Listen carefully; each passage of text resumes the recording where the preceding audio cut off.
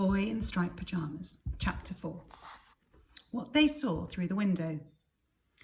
To begin with, they weren't children at all. Not all of them, at least.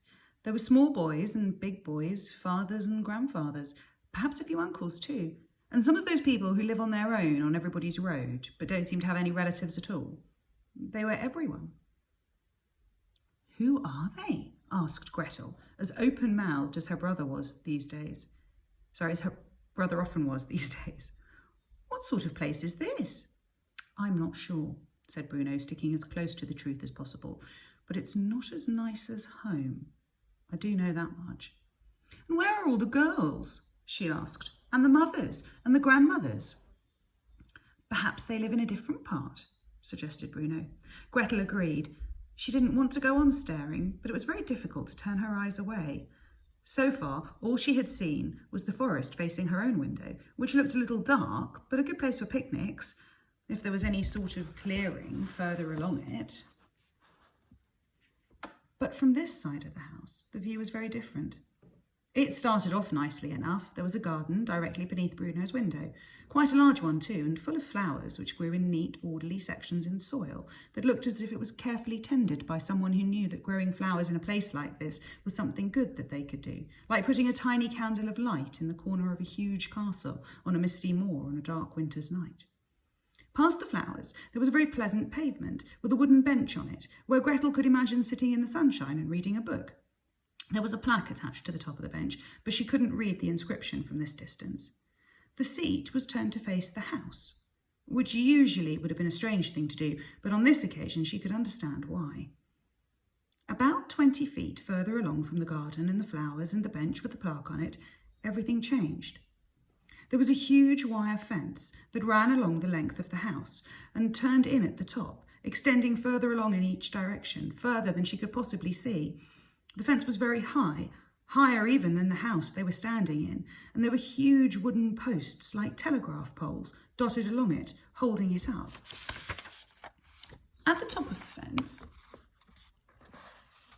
were enormous bales of barbed wire, entangled spirals, and Gretel felt an unexpected pain inside her as she looked at the sharp spikes sticking out all the way around it. There wasn't any grass after the fence. In fact, there was no greenery anywhere to be seen in the distance. Instead, the ground was made up of a sand-like substance, and as far as she could make out, there was nothing but low huts and large square buildings dotted around, and one or two smokestacks in the distance. She opened her mouth to say something, but when she did, she realised that she couldn't find any words to express her surprise, and so she did the only sensible thing she could think of, and closed it again.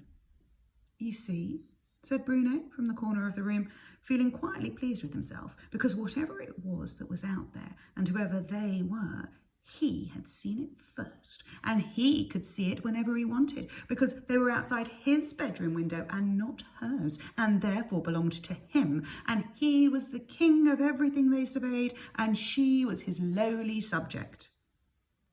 "I don't understand," said Gretel. "Who would build such a nasty-looking place?" "It is a nasty-looking place, isn't it?" agreed Bruno.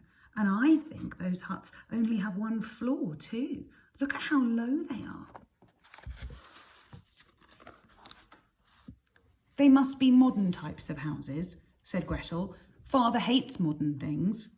"Then he won't like them very much," said Bruno. "No," said Gretel. She stood still for a long time, staring at them. She was 12 years old and was considered to be one of the brightest girls in her class, so she squeezed her lips together and narrowed her eyes and forced her brain to understand what she was looking at. Finally, she could think of only one explanation. "This must be the countryside," said Gretel, turning round to look at her brother triumphantly. "The countryside? Yes, it's the only explanation, don't you see? When we're at home in Berlin, we're in the city. That's why there are so many people and so many houses, and the schools are full, and you can't make your way through the centre of town on a Saturday afternoon without getting pushed from pillar to post." "Yes," said Bruno, nodding his head, trying to keep up. "But we learned in geography class that in the countryside, where all the farmers are and the animals, and they grow all the food, there are huge areas like this where people live and work and send all the food to feed us." She looked out of the window again at the huge area spread out before her and the distances that existed between each of the huts. must be it. It's the countryside. Perhaps this is our holiday home, she added hopefully. Bruno thought about it and shook his head. I don't think so, he said with great conviction. You're 9, countered Gretel. What would you know? When you get to my age, you'll understand these things a lot better. That might be so, said Bruno, who knew that he was younger, but didn't agree that that made him less likely to be right. But if this is the countryside, like you say it is, then where are all the animals you're talking about? And Gretel opened her mouth to answer him, but couldn't think of a suitable reply. So she looked out of the window again instead and peered around for them, but they were nowhere to be seen. There should be cows and pigs and sheep and horses, said Bruno, if it was a farm, I mean, not to mention chicken and ducks. And there aren't any, admitted Gretel quietly. And if they grew food here like you suggested, continued Bruno, enjoying himself enormously, then I think the ground would have to look a lot better than that, don't you? I don't think you could grow anything at all in that dirt. Gretel looked at it again and nodded, because she was not so silly as to insist on being right all the time when it was clear the argument stood against her. Perhaps it's not a farm then, she said. It's not, agreed Bruno, which means this mightn't be the countryside, she continued. No, I don't think it is, he replied, which also means that this probably isn't our holiday home after all, she concluded. I don't think so, said Bruno.